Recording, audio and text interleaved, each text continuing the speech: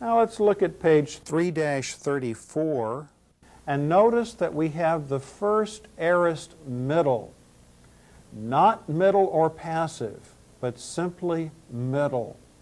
Remember, the first aorist passive always uses active endings, and these are not active endings. So this paradigm would refer only to the aorist middle. Look at the first person singular. We have an augment. Why? Because it's past time, right? Plus a verb stem lu, plus a sigma tense indicator, which we're used to seeing that for the first aorist, plus an alpha connecting vowel, and our ending main. We put that together and we get elusamein. Elusamein. And now let's have a middle voice translation such as, I broke myself.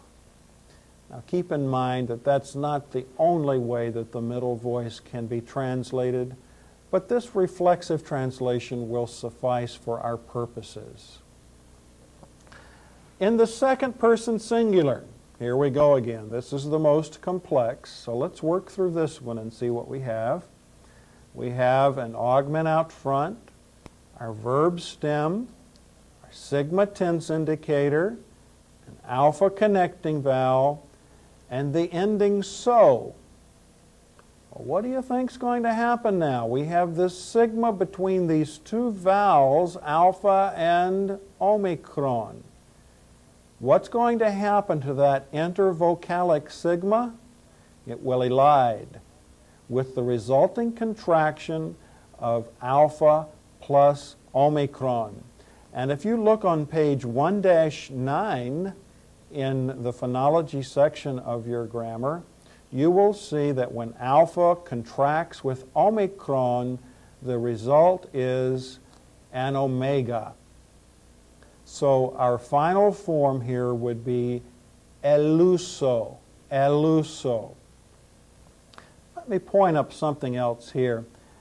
You can see that with our verb stem lu, there is a vowel there, an upsilon, and then we have a sigma tense indicator, followed by another vowel. One might ask, well, why doesn't that sigma fall away between these two vowels, the upsilon and the alpha?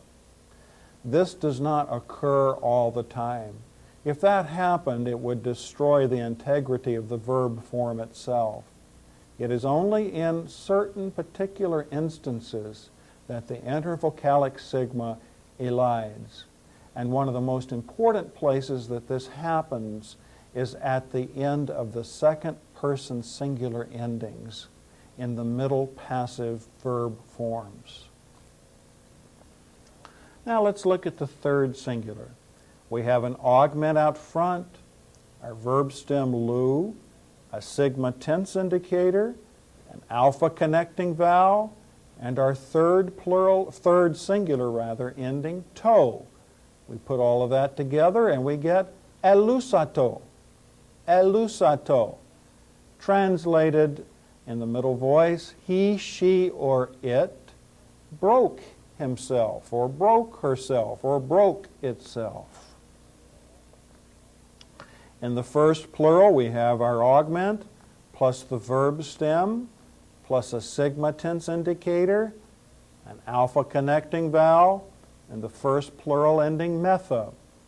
Combining those elements, we have elusametha, elusametha. Translated in the middle voice, we broke ourselves. In the second person plural, we have an augment plus the verb stem plus the sigma tense indicator plus an alpha connecting vowel and the middle voice second person plural ending sthe. Combining that, we get elusasthe, elusasthe. Translated in the middle voice, you broke yourselves. And the third plural, an augment plus the verb stem plus a sigma tense indicator, plus an alpha connecting vowel, and plus the third plural ending nto, nu, tau, omicron. Combining those elements, we get elusanto, elusanto.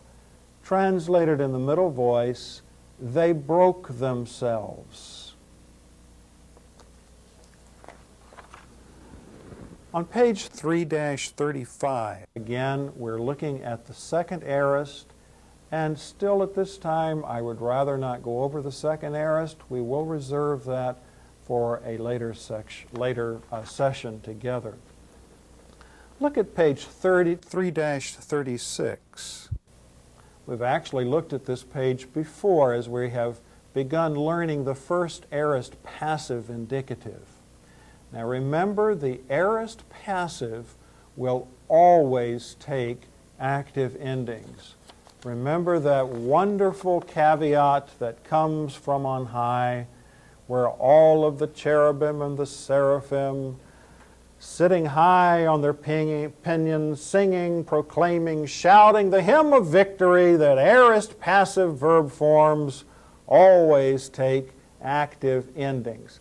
And that is always true, that no matter what verb form we have, aorist passive will always take active endings. Now back on page 3-36, let's go over our aorist passive again. We have an augment out front if it's indicative, aorist passive indicative, plus our verb stem lu, plus the aorist passive indicator, which is a theta eta, not a sigma, but a theta eta. Remember what the future passive indicator is, theta eta sigma. The aorist passive indicator is theta eta. And then there is no connecting vowel added to the aorist passive. We simply attach active endings.